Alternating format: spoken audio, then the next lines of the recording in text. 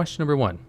What's one thing you wish you would have known about content creation before you started making YouTube videos? I think my biggest misconception going into YouTube was the idea that that if you just put content out there, like, people would stumble upon it, right? Yeah. Like, I had this this idea from hearing other content creators talk, where they're like, oh, when I was small and my content was awful, I'd get all this hate. I'd get all these people criticizing me. And I was prepared for that, right? Like, I have really thick skin. I'm pretty good at, like, taking insults and finding the criticism buried inside of them. And what I wasn't prepared for was, like, a year and a half of literally no one watching the channel.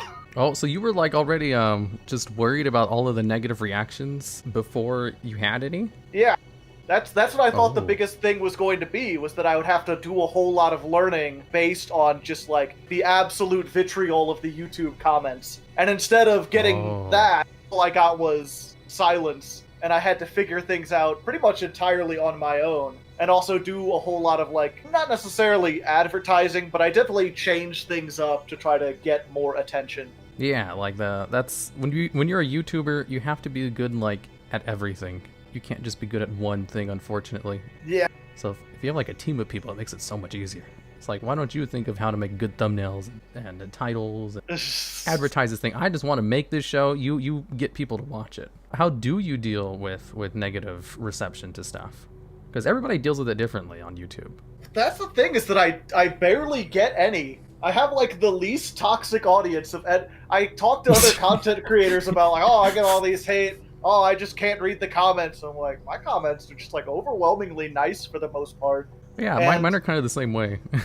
Every once in a while, I will get a comment of someone like, this idiot doesn't know what they're playing. They just don't know what they're doing. And a lot of people will tell you to ignore that. Maybe if you're a bigger channel, that you probably should. But in my case, I've had some pretty good luck with, I'd be like, well, you know, you gotta understand where I was coming from. I was doing this and thinking about that. So I feel like it was an honest mistake.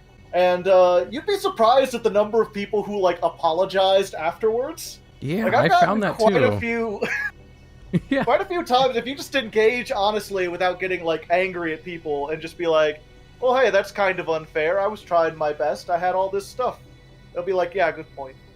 Yeah, I found that too. Like, there's some people who I'll reply to occasionally once in a blue moon. It's just like, they're just going off about something, and I calmly explain why that might have happened, or the mistake. I'm like, oh, it's fine. You know, I wasn't actually that mad. Yeah. It's so funny when it happens. At one time, a guy just, like, straight up insulted me with, like, I couldn't really think of any reason why. And I was just like, well, that's kind of rude. And then, like, 2 days later, I got a reply to him. He's like, sorry, I had a really bad day at work, and I was just being angry for the point of being angry. Oh my like, God. yeah, you know, I've worked fast food. I know what it's like to just be angry at the world. It's okay. Oh, yeah, that's true.